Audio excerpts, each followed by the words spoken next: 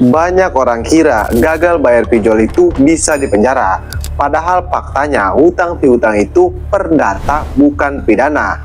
Tapi ada dua kesalahan yang sering dilakukan oleh nasabah. Kalau kamu melakukan hal ini, siap-siap kamu bisa dibawa ke jalur pidana.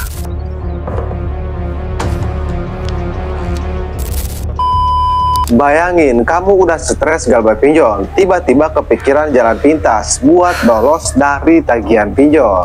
Tapi justru disinilah jebakan terbesarnya. Banyak nasabah salah langkah. Bukannya bebas dari hutang pinjol, mereka malah terjerat ke jalur pidana. Kalau dilihat dari dulu emang tidak ada kasus ya gagal bayar pinjol legal itu dibawa ke jalur pidana ataupun dibawa ke jalur hukum. Karena perlu dicatat juga, gagal bayar pinjol itu perdata bukan pidana. Cuman yang dipermasalahkan di sini bukan karena gagal bayarnya, tapi karena dua kesalahan ini. Tapi sebelum pembahasannya, buat kamu yang bergabung ke grup WA Kang Galbay, untuk linknya ada di deskripsi video ini. Grup WA Kang Galbay itu gratis, tidak ada biaya apapun.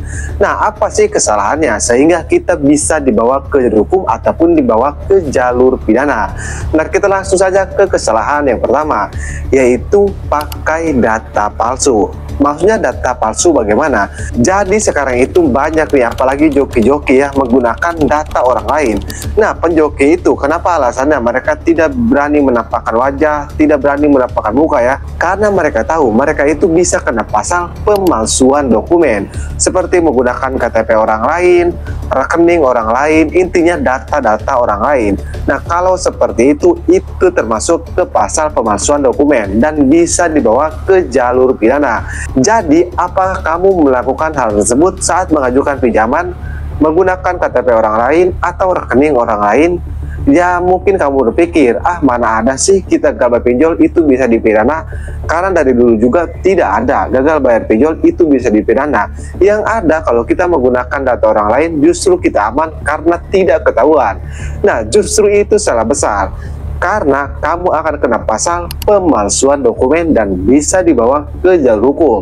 Tapi misalnya masalahnya seperti ini, kamu itu hanya memasukkan alamat palsu dan nomor palsu. Apakah kalau seperti itu Bang kita bisa dibawa ke jalur hukum? Nah, kalau seperti itu tidak ada ya, kamu tidak akan bisa dibawa ke jalur hukum ataupun kamu tidak akan bisa dibawa ke jalur pidana. Kecuali kamu menggunakan KTP orang lain, menggunakan rekening orang lain, jelas kamu bisa dibawa ke jalur hukum ataupun dibawa ke jalur pidana. Itu untuk yang pertama. Dan untuk yang kedua, yaitu mengancam balik DC pinjol legal. Emang sih kita sakit hati tiap hari diteror, tiap hari diintimidasi. Pasti kita pernah kepikiran kan untuk mengancam balik DC pinjol legal? Atau misalnya seperti ini, kalau ada DC lapangan datang ke rumah, saya akan intimidasi atau saya akan marah-marahlah ke DC lapangan tersebut. Nah, jangan seperti itu. Mereka bisa saja mencebloskan kamu ke jalur hukum dengan pasal ancaman dan intimidasi. Tapi kalau kita lihat ke belakang, justru kebanyakan DC pinjol legal yang melakukan itu kepada kita, mengancam kita, neror kita, mengintimidasi kita. Tapi masalahnya kan, hampir semua nasabah pinjol legal tidak ada yang berani melapor ke pihak berwajib. Maksudnya bukan tidak berani, tapi tidak ada yang melapor. Jadi itulah alasannya kenapa DC pinjol legal itu aman-aman saja, tidak dibawa ke hukum ataupun tidak dibawa ke jalur pidana. Beda cerita kalau nasabah melakukan itu ke DC pinjol legal, karena mengingat juga mereka ini perusahaan loh. Jadi mereka bisa saja melakukan hal tersebut supaya membuat si nasabahnya ini jerah, supaya membuat si nasabahnya ini kapok. Tapi kamu nggak perlu takut, kamu nggak perlu panik. Karena seperti yang saya bilang, dari dulu tidak ada yang dihukum atau tidak ada yang dipenjara karena gagal bayar pinjam online. Kecuali kamu memalsukan atau kamu menggunakan dokumen palsu. Kalau urusan kamu melawan DC pinjol legal, kalau DC-nya emang mengintimidasi kita ya itu nggak masalah. Kecuali DC-nya baik-baik tapi kitanya tidak baik. Nah, mungkin itu bisa saja.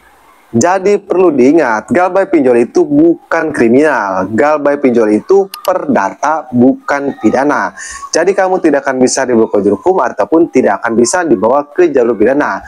Namun kalau kamu melakukan salah satu dari tadi ya, Ya mungkin bisa saja, karena tadi ada pasal-pasalnya. Dan mengingat mereka itu perusahaan bukan perorangan. Di sini saya tidak bermaksud menakuti-nakuti ya, tapi saya ngasih tahu. Apalagi kalau kamu ada niatan ingin menggunakan dokumen palsu atau menggunakan data palsu. Takutnya kamu ketahuan menggunakan data palsu, itu dimanfaatkan oleh pihak pinjol. Jadi buat kamu yang nonton video ini, apakah kamu pernah menggunakan KTP orang lain atau nomor rekening orang lain? Jika sudah, silahkan komen pengalamannya di video ini ya. Dan buat kamu juga yang merasa kalau video ini bermanfaat, jangan lupa untuk dukung terus channel ini dengan cara like video ini dan subscribe channel ini. Sekali lagi, di sini saya hanya menyampaikan saja supaya kalian tidak terjerat oleh hal yang seperti itu. Apalagi seperti yang kalian ketahui, sekarang itu lagi marak-maraknya joki pinjam online. Oke, saya Kang Galbay, sampai jumpa di video berikutnya.